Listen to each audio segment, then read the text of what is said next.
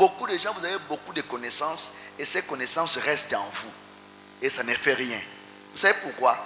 Ce n'est pas la connaissance que tu écoutes qui te bénit, mais c'est la connaissance que tu pratiques qui te bénit. Tant que tu ne pratiques pas la parole qui sort de la bouche du Seigneur, tu ne verras pas ses résultats. Vous allez remplir seulement vos cahiers, vos notes. Il y a des gens ici, tu as plus ou moins 10 cahiers que tu dois remplir. Remplis de versets bibliques. Oh, c'est l'enseignement que Papa Ted nous avait donné. L'enseignement que j'ai pris à Tibanga. L'enseignement que j'ai pris à Mouila. L'enseignement que j'ai pris à quoi? À Bitam. L'enseignement que j'ai pris sur Facebook. Tu vas remplir tes cahiers, toutes ces choses-là. Tant que tu ne mets pas la parole là en pratique, ça c'est que tu vas devenir enseignant personnel.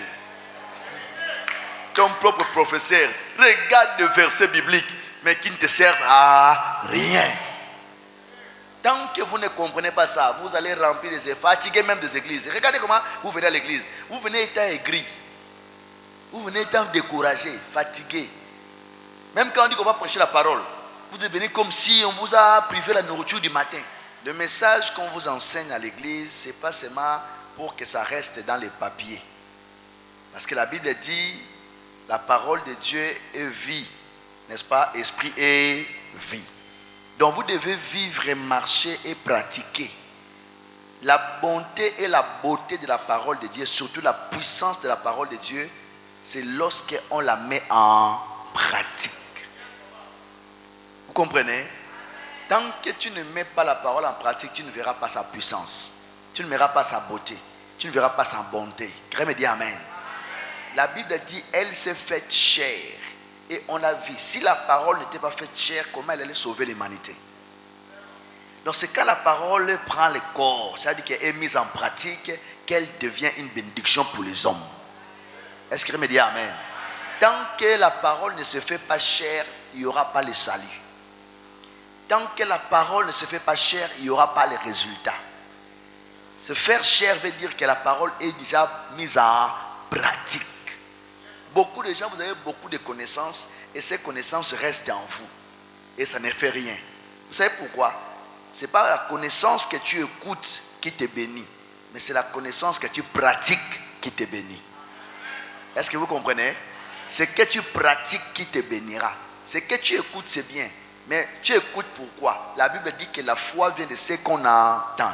Donc, ok, la parole que tu écoutes vient pour produire la pratique. Vous comprenez? Parce que quand on dit la foi, ça veut dire que c'est la mise en pratique de la parole. La foi, ce n'est que l'obéissance de la parole, la mise en pratique de la parole. Donc, quand tu écoutes la parole qui vient booster, créer la foi en toi, c'est pour que tu puisses prendre la parole là et la mettre comment? En pratique. C'est alors que tu verras les résultats. Vous avez beaucoup de versets bibliques dans vos cahiers, dans vos têtes. Vous avez écouté beaucoup de choses dans le Facebook, à la radio, ici à l'église. Mais il n'y a pas les résultats parce que vous prenez ça pour garder. Dans vos têtes, vous pensez que c'est quand j'écoute les paroles de Dieu, je reste comme ça qu'elle commence à travailler en moi. Elle ne travaillera pas en toi tant que tu ne pratiques pas ce que tu as écouté. Est-ce que vous comprenez? Quand on dit que la Bible dit qu'invoque-moi, je te répondrai. Fais comment? Invoque. Prie. Je me dis amen. Quand on dit que le pardon, c'est une puissance qui libère. Pardonne. Évitez d'avoir des connaissances stériles en vous. Écoutez-moi, la parole de Dieu a une grande puissance. Mais tu ne verras pas sa puissance quand tu n'es que là pour écouter. Tu verras sa puissance lorsque tu vas commencer à la mettre en pratique. Quelqu'un me dit amen. Ça doit être une décision personnelle.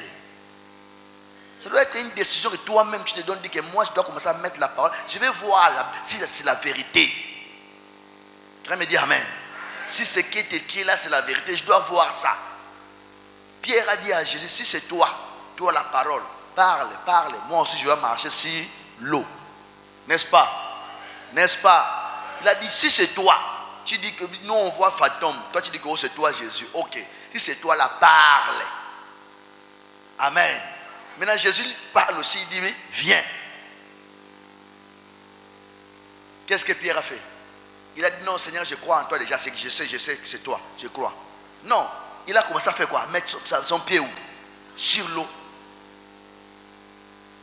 Donc, c'est quand il a mis, l'eau était l'eau. Jésus dit viens, l'eau était toujours l'eau.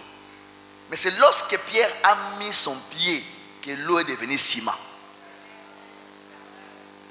Donc, s'il n'avait pas pratiqué, il n'allait pas expérimenter ce qu'ils ont vu Jésus faire. Il fallait qu'il mette son pied. Jésus a dit viens. Jésus n'est pas venu le prendre par la main pour dire que bon, comme c'est moi, viens, je te tiens. Non, il a dit viens. Il fallait qu'il puisse avoir le courage de quitter la barque et de mettre son pied où? Et puis celui qu'on parle comme ça là, c'est un pécheur. Il connaît que l'eau là, quand tu mets ton pied, tu fais comment? Tu pars. Amen. C'est un pécheur. Il ne sait pas quelqu'un, un enfant qui ne connaît pas l'eau. C'est un pécheur expérimenté. Il sait que l'eau là, tout le monde qui entre là-bas part. Et puis c'est la mer en plus. Amen. Mais Jésus a dit viens. Pierre dit ok. Comme tu as parlé, la parole lui a sorti. Ce qui reste pour voir les résultats, il faut faire quoi? Quitter la barque, mettez les pieds sur l'eau. Écoute, maintenant les gens disent Amen. Mets les pieds, sors de la barque, mets les pieds. Tant que tu ne pratiques pas la parole qui sort de la bouche du Seigneur, tu ne verras pas ces résultats. Vous allez remplir seulement vos cahiers, vos notes. Il y a des gens ici, tu as plus ou moins 10 cahiers que tu as remplis. Remplis de versets bibliques. Oh, c'est l'enseignement que Papa Ted nous avait donné. L'enseignement que j'ai pris à Tibanga. L'enseignement que j'ai pris à Mouila. L'enseignement que j'ai pris à quoi? À Bitam. L'enseignement que j'ai pris sur Facebook. Tu vas remplir tes cahiers, toutes ces choses-là. Tant que tu ne mets pas la parole là en pratique, ça c'est que tu vas devenir enseignant personnel. Ton propre professeur. Regarde des versets bibliques, mais qui ne te servent à rien. Donc tant que tu médites, tu écoutes, tu médites, tu ne mets pas en pratique, il n'y aura pas de succès dans tes entreprises. Amen. Alléluia. Il faut quitter la religion. La religion, les gens écoutent seulement les choses pour écouter. La vie chrétienne, c'est une vie, ce n'est pas la religion.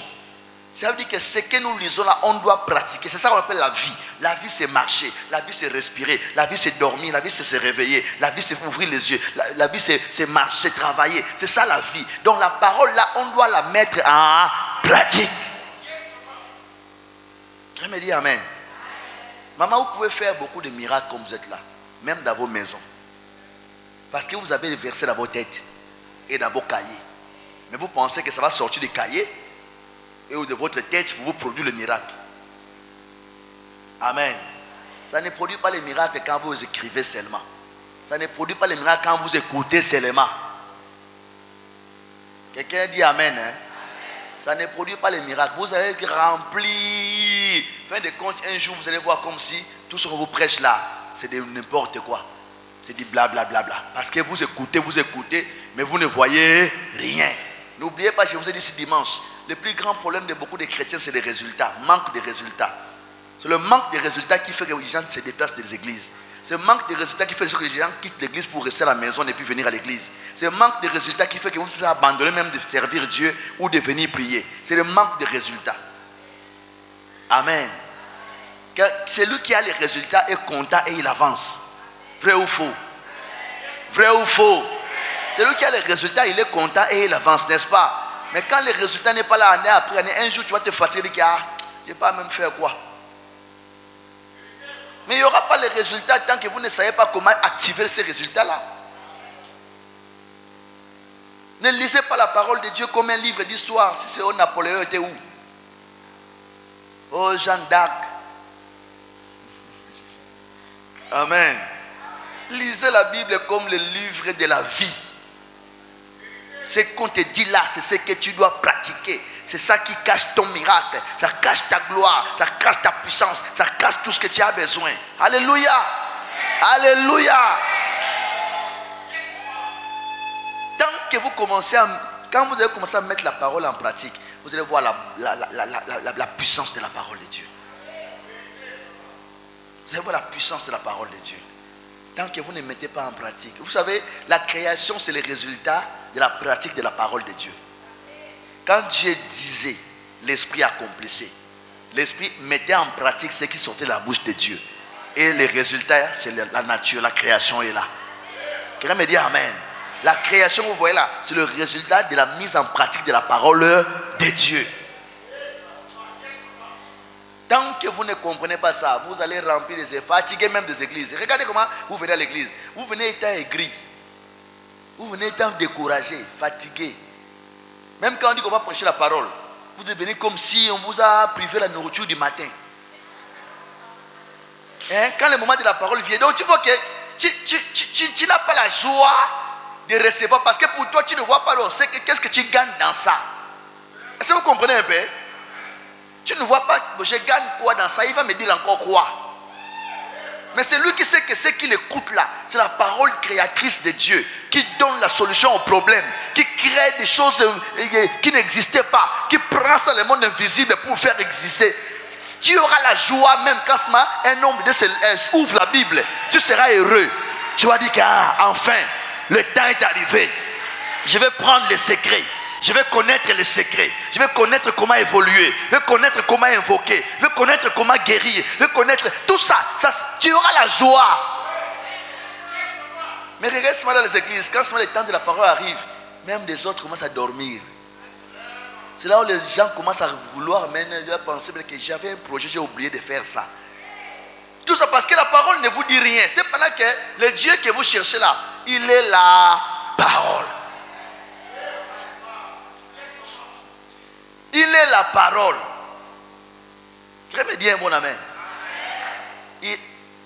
Il est qui? Dieu est qui? Au commencement était quoi? La parole était avec qui? Et la parole était qui? Alors maintenant, comment tu n'as pas la joie? Parce que tu ne vois pas les résultats. C'est ça qui est que quand tu écoutes la parole, tu vois seulement comme si on est venu te déranger. C'est pendant si tu commences à mettre la parole là en pratique, tu seras heureux de venir chaque jour à l'église pour écouter la parole. Tu seras heureux toi-même de lire la parole à la maison. Tu vas ouvrir. Alléluia. Alléluia. Alléluia. Tu vas ouvrir toi-même à la maison. Tu vas commencer à faire quoi? À méditer, à lire. Parce que tu veux connaître ce que tu dois faire, parce que la vie est faite de problèmes.